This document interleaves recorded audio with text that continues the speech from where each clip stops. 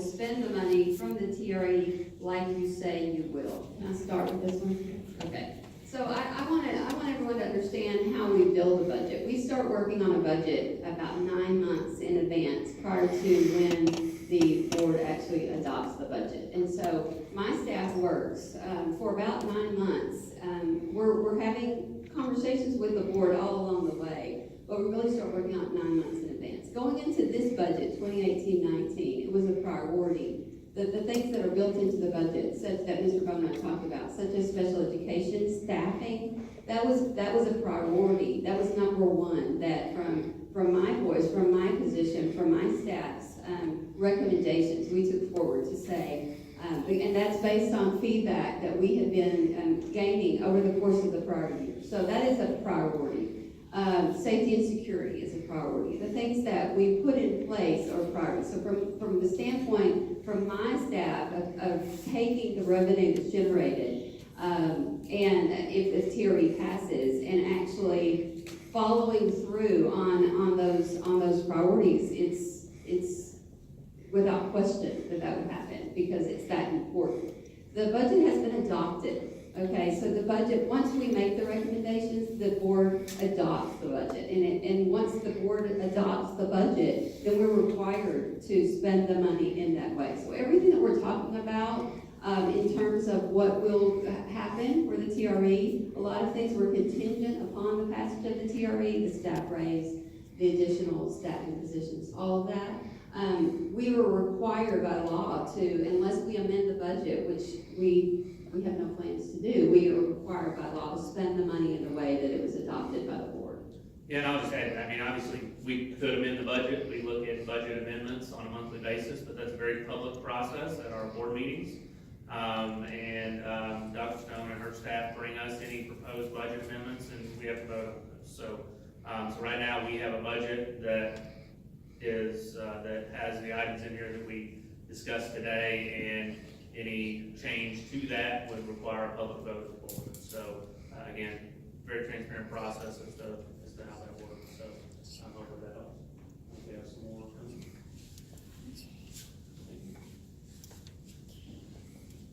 Frisco ISD is trying to lower the bond side to affect the operation side. Why aren't you? Why aren't we? Why didn't you recommend a lower tax rate like $1.10? Yeah, I think we had the graph in there that showed what the various tax rates were generated. So we, as a board, elected to go with the $1.17 tax rate because that was really the only one that funded our needs. But I'll certainly answer the Frisco question. So Frisco is really a unique case, certainly in the state of Texas or maybe even elsewhere. So it's important to understand that on the debt side of the tax rate, it doesn't have the same dynamics of the state pulling back funds because it's all local funds. There's no state funds on the debt side.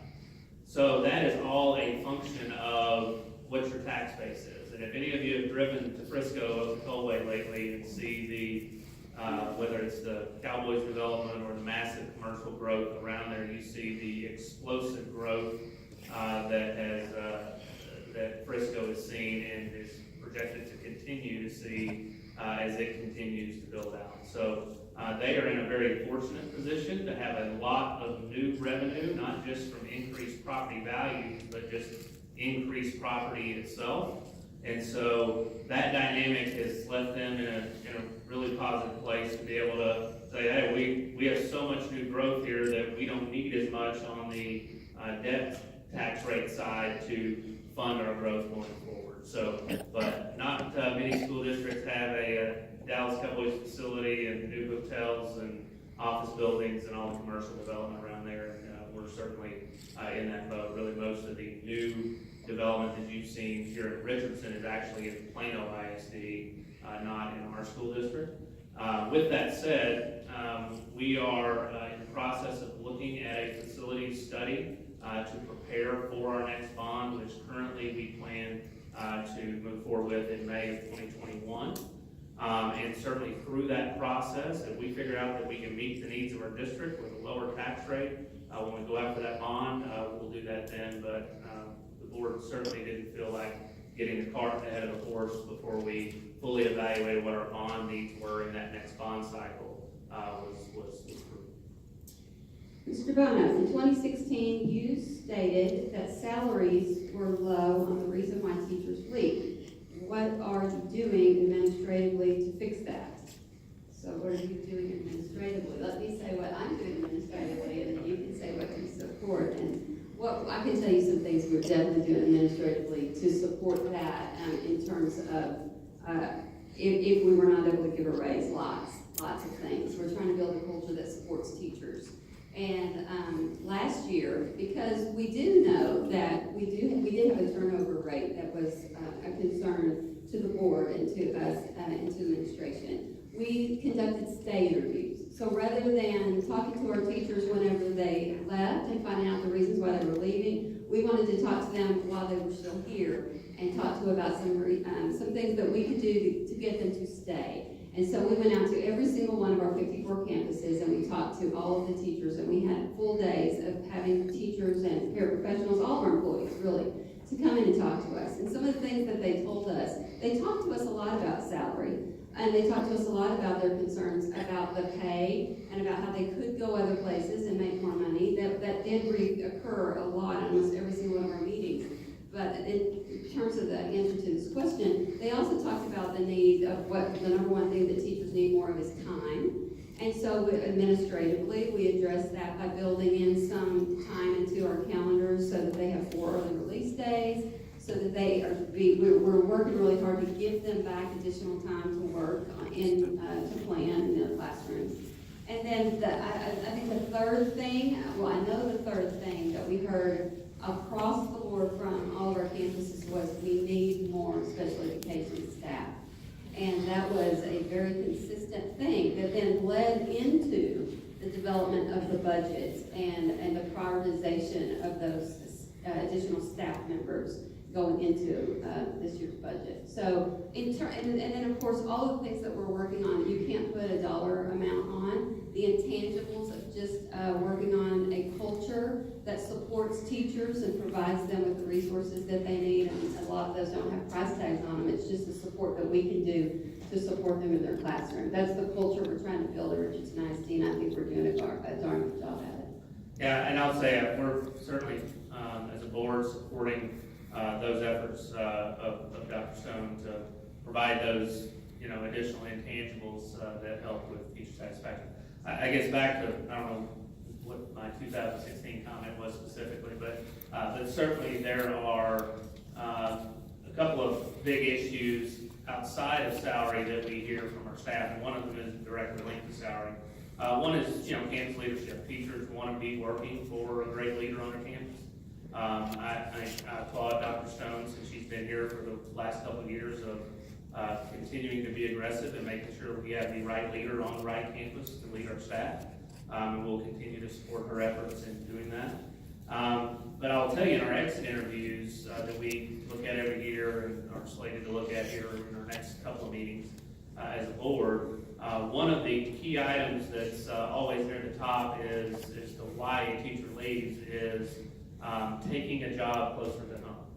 And I've always translated that, and maybe this is just how I look at it, so certainly don't want to speak on behalf of everybody else, but I've always translated to that as I can no longer afford to live close to my job in Richardson ISD. And we all know what property values have done and increased housing prices. And we're an inner-ring suburb. 60% of our district is actually in the city of Dallas, and property values are high here. So it's tough, especially for new teachers, to afford real estate close to Richardson ISD. So I continue to raise that issue so that we're mindful of it. But that certainly directly links back to what we're paying our teachers. And if that dynamic is there, we certainly can't be a below market rate district from a staffing standpoint, from a compensation standpoint, and ever expect to reverse that very that trend. The online FAQ says teacher raises for the next 5 years have not been considered, but the forecast clearly shows only one raise in the next 5 years. Why are you not budgeting for raises after this year? We may ask Mr. Pate to come help us with this, but, yeah, certainly right now, the tax rate, we kind of talk about the process of how we, look at our budget process. But, you know, we've adopted a budget this year and, are looking at the tax rate that it takes to serve that budget. We have a little bit of room in there for some future increases, but I'll tell you, and I think I was very transparent in the presentation, we're gonna continue to, I mean, $1.17 is as high as we go, as high as we can go. So we're gonna continue to need help from the state legislature, and we're gonna need to continue to look at our current expense level to make sure that we're maximizing our dollars internally and taking care of our students and staff. So, Mr. Peck, you can talk about the 5-year plan.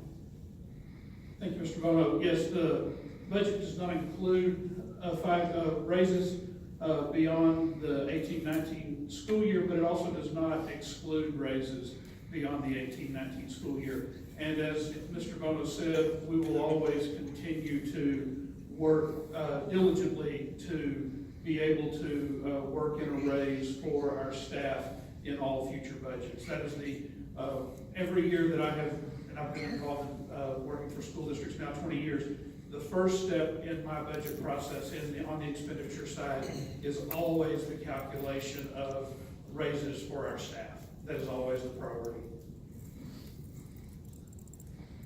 You did not address why high schools need 7 assistant principals to reduce class size. So take those, this is a recommendation, take those 4 or 5 extra assistant principals and hire 8 or 10 extra teachers for the same dollars, or require those extra principals to teach 3 or 4 classes. I think I'll ask our deputy superintendent, Ms. Brandon, she'll come up and just answer, or maybe just give the audience a little bit about what our assistant principals at high schools do. Good morning. Our assistant principals at high school, I would say they have really 2 main priorities. One is, of course, instructional support. Each of our assistant principals supervises a department or a team, and their responsibility is to evaluate that teacher, provide feedback, work and support those teams to ensure we have a goal that our students will perform at or above grade level. And so to provide the supports that our teachers need to achieve that goal, our assistant principal, that's one of their main roles. The second role is really to ensure a safe environment, a safe learning environment where our students love to come to school, they feel safe, where learning can be their priority, that learning can be their focus. So whether it is ensuring that the halls are safe, that they are addressing discipline concerns, they're looking at attendance, they're doing community outreach, they are involving and engaging parents in the educational process. They are vital to ensuring just that environment that keeps learning the priority. We absolutely benchmark our assistant principals, the ratios of student to assistant principals, and we are absolutely in line with our area districts.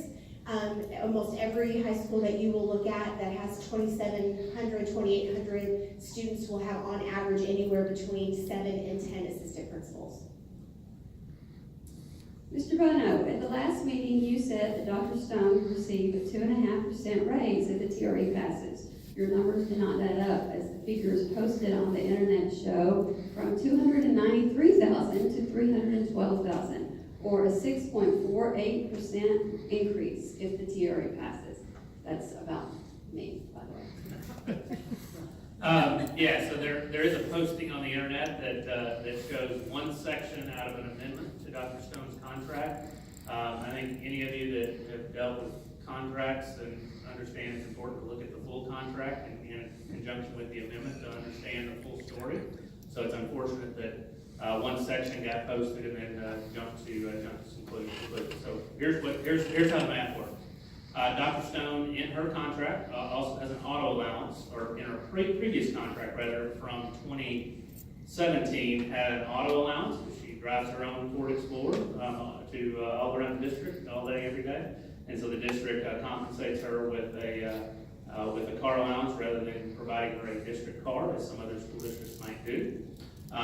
This year, the board, in conjunction with Dr. Stone, discontinued that auto allowance, which is $1,000 a month, moved that $12,000 into her salary. So the increase in that base piece rolls in that plus the 2.5% raise. But it also did away with the ARPA balance. So at the end of the day, total compensation is up 2.5%, just like every other employee in the district. And it's contingent upon TRE passage, just like every employee in the district. Can Mr. Lynn, or the board address why he voted against the board on the TRE, or at least post his answer on the website? Mr. Lynn's not here today, so I don't want to answer for him, but certainly we'll pass that along. I don't know if there's a name on there, but he can certainly reach out to whoever that is and have a conversation, or if y'all want to, if there's not a name, if you want us to pass along your contact information, we'll be glad to do that. But as is practice of the board, our policy, once votes are made, I've certainly voted against things in the past that my other board members supported. But after that vote, as a board, we get behind the majority of the board and move that initiative forward. So we won't be posting his that on the internet, but anybody's welcome to have an individual conversation. What can we do to put pressure on the government to provide more funds towards education? That's a good question. It's a great question. I wish I had the magic potion to get that report. Obviously, engagement in the voting process and the political process is important. That gets said, becomes maybe said too often, but understanding where candidates in this year's races, especially at the state level, whether that's statewide candidates or your local representatives or senators, where they understand on the issue, where they stand on the issue of public education and what their ideas are, is important. So I would, look at voters' guides that are out there. I think Morning News does one, the League of Women Voters does one. I'm sure there are others that do a great job of explaining their positions on public education, and then take that into account when you vote. Because at the end of the day, it's our leaders in Austin that are making those decisions. So until we have a majority that want to see change in the public education system from a funding standpoint, that won't happen. And then, once those folks are there, advocacy. I mean, certainly I can tell you from engaging with our legislators that there is an opportunity to change their minds sometimes and push them in the direction that you want them to go. So writing letters, making calls, taking a visit to Austin. All of our trustees go to Austin at least, once or twice. I think I was down there 3 or 4 times this last session. So engagement with those legislators to push, to work, to advocate, push them in the direction we want to go is very important. I think this is the last question.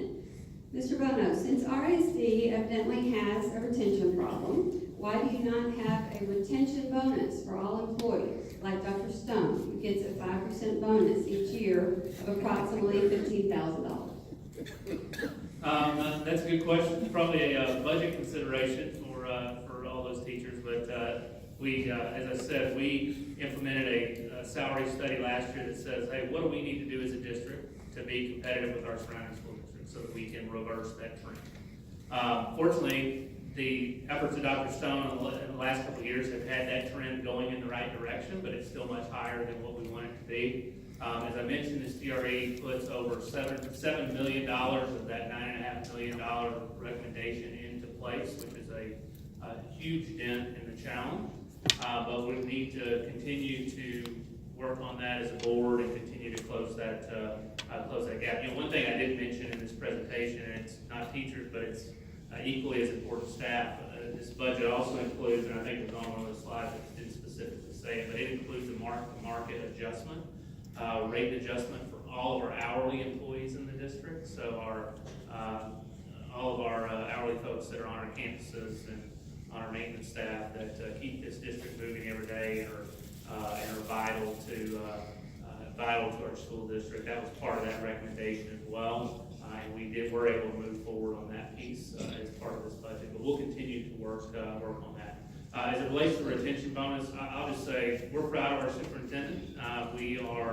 Our board is excited that we have as high quality of a leader in our district as Dr. Stone, and we are enjoying the positive results that she's bringing to our team. Her compensation package, while it's an easy target for folks that would want to sow discord in this situation, in this election, is competitive with market, and I would argue I'm actually pleased with the approach that she's taken, which is, I don't need, you can look at other superintendent contracts around there and find a lot more bells and whistles in them than Dr. Stone has in hers. I'll just say that. And we're pleased with her performance. We evaluate her performance every year and compensate her accordingly so that we can keep her here, and the retention bonus is part of that. It's important to understand that if she's not here on that date, she doesn't get that bonus. So, but again, we're pleased with her performance, and glad that she's our leader, and we'll continue to support her and work to keep her here. I do want to speak up on this point. Ever since Dr. Stone has come to the district, our academic performance has gone up every single year. She is putting so many things in place right now that it's going to take a few years for that to come to fruition. And in order to do that, we need to make sure that Dr. Stone stays here and keeps that going. And one other thing is, there is a superintendent shortage in the state of Texas. Good superintendents. And we really want to keep this lady. She is really making a difference. So whatever we need to do to keep her here, we're going to do it as a board. Thanks. Thank you. Thank you for that. So look at the hour, 10 o'clock, perfect timing. And so thank you so much for coming.